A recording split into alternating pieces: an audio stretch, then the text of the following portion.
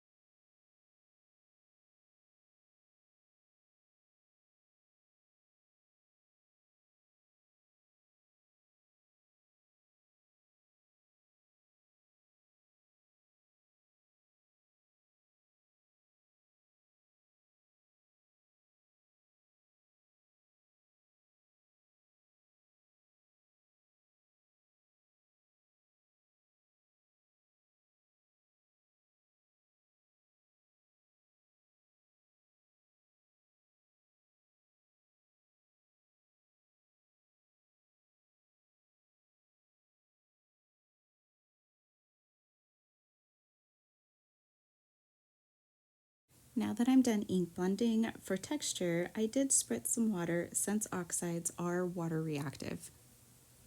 To save some time, I did pre-cut all my die cut pieces and will assemble my images using liquid adhesive.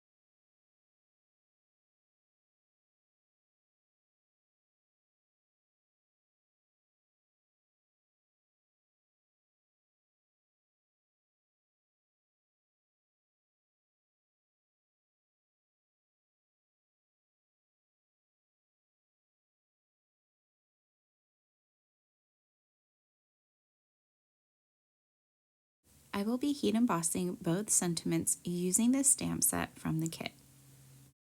For my sub-sentiment, I will be using the Enter If You Dare stamp. But before I heat emboss, I need to prep my paper. And I'm going to first use an anti-static powder tool. This allows for the powder to only stick to the stamp areas.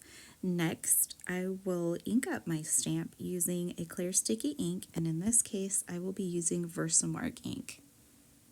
Once you've added your powder, make sure to heat up your heat tool before you start embossing.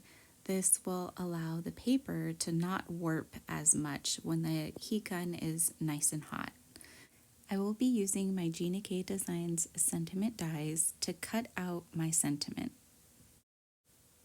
And for added dimension, I will adhere the strip using thin 3D foam squares.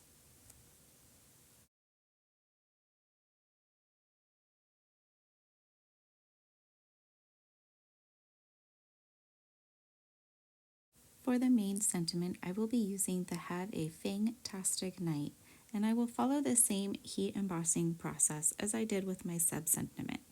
First, my anti-static powder tool, then my clear sticky ink, followed by applying the powder and making sure that my heat tool is nice and hot before I emboss.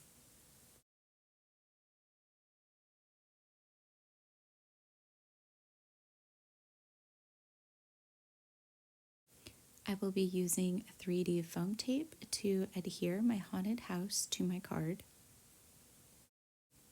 I also like to add liquid adhesive on top of my foam tape, which allows me a little wiggle room.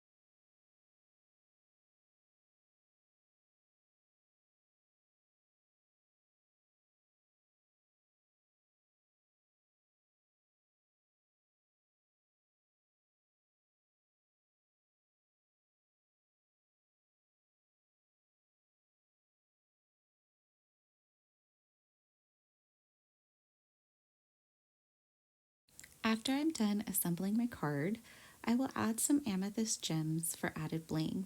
I will also use a white gel pen to add eyes to the bats, which I felt gave them more character.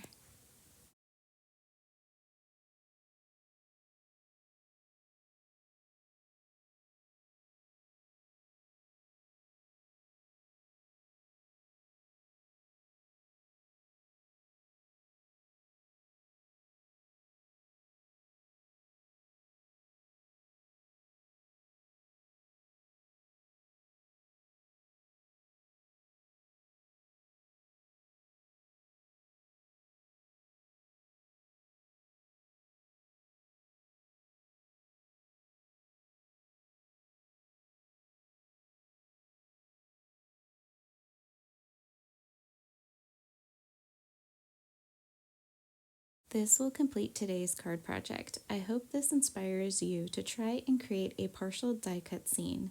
Thank you so much for watching. I would love it if you could like and subscribe to my channel. To all my existing subscribers, thank you so much for your continued support. See you next time. Bye!